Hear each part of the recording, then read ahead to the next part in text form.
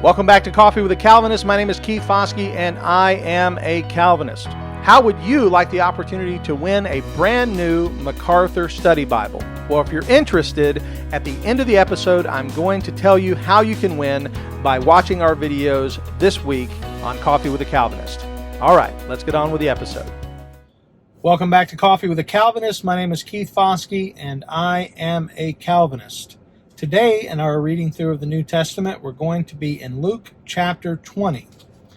And the focus that I want to give is on verses 1 to 8. This is an interaction of Jesus with the chief priests and the scribes.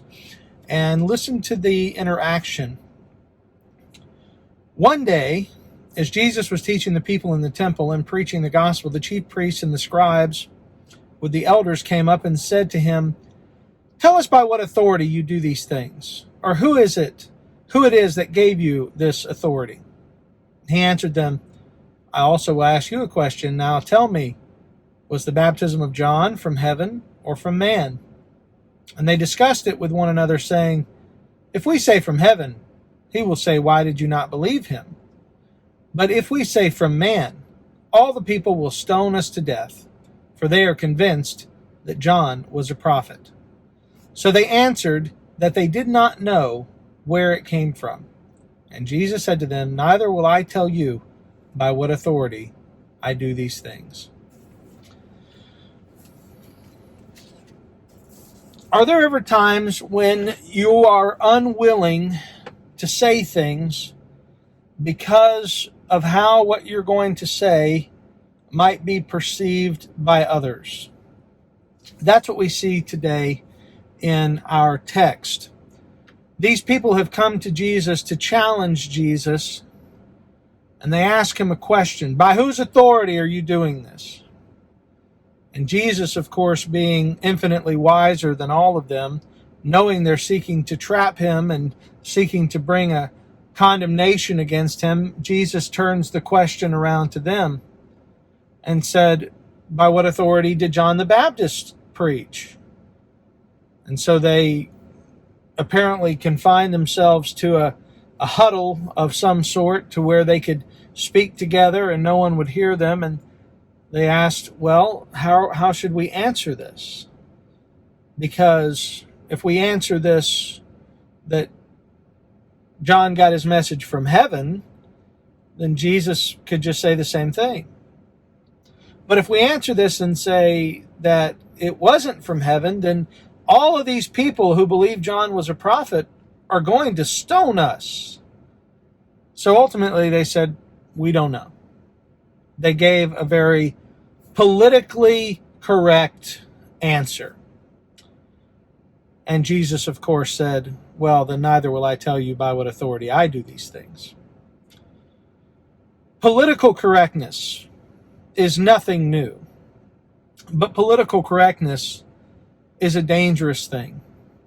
Because what it causes us to do is it causes us to be unwilling to speak the truth because we're more concerned with how people are going to respond to what we say than the importance of what we have to say.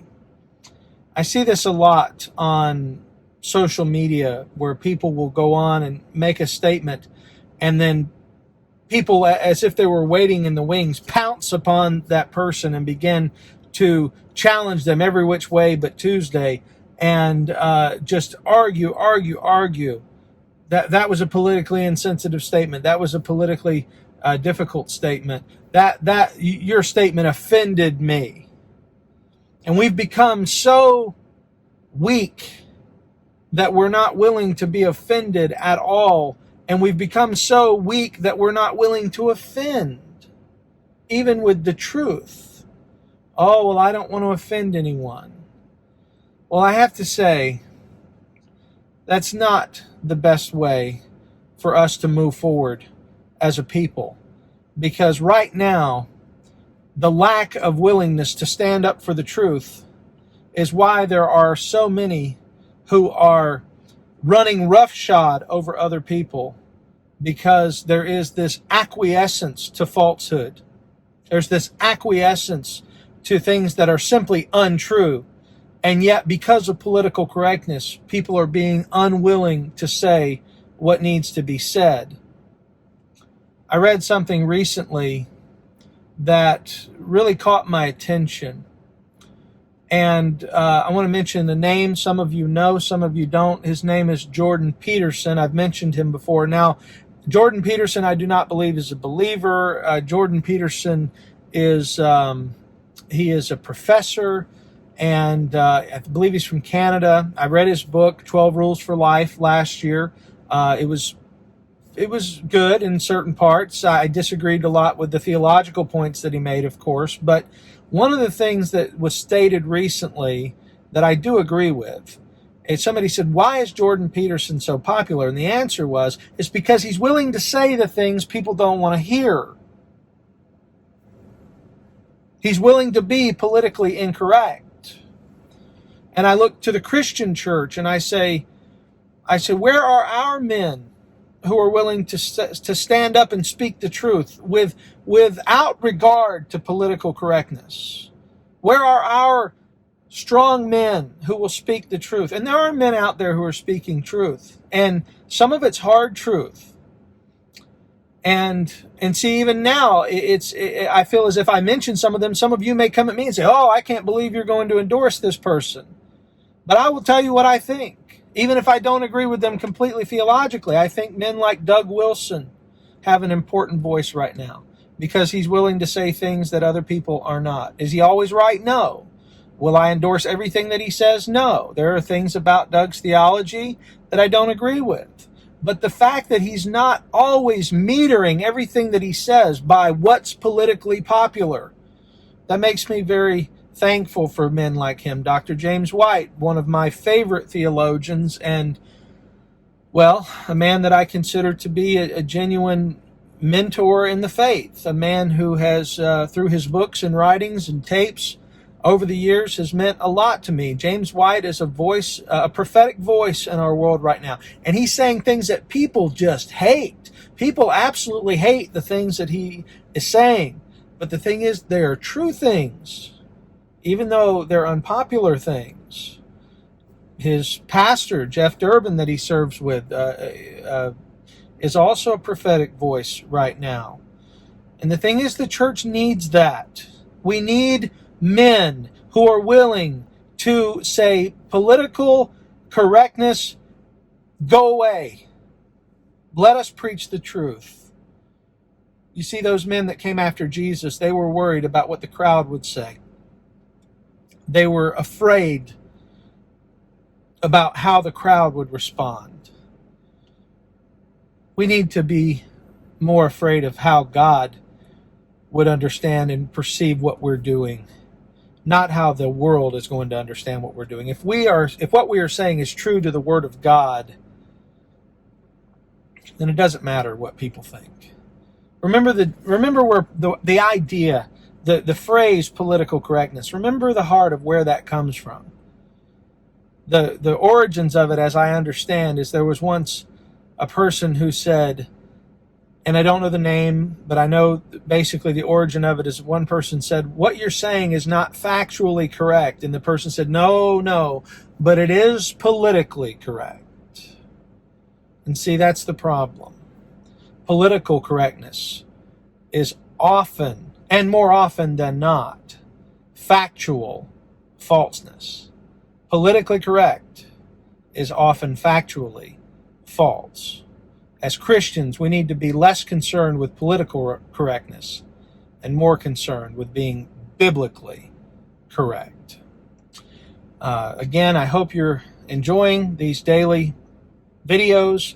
I hope they are an encouragement to you as you start your day off in the Word of God. And thank you for watching. Again, my name is Keith Foskey, and I am a Calvinist. May God bless you.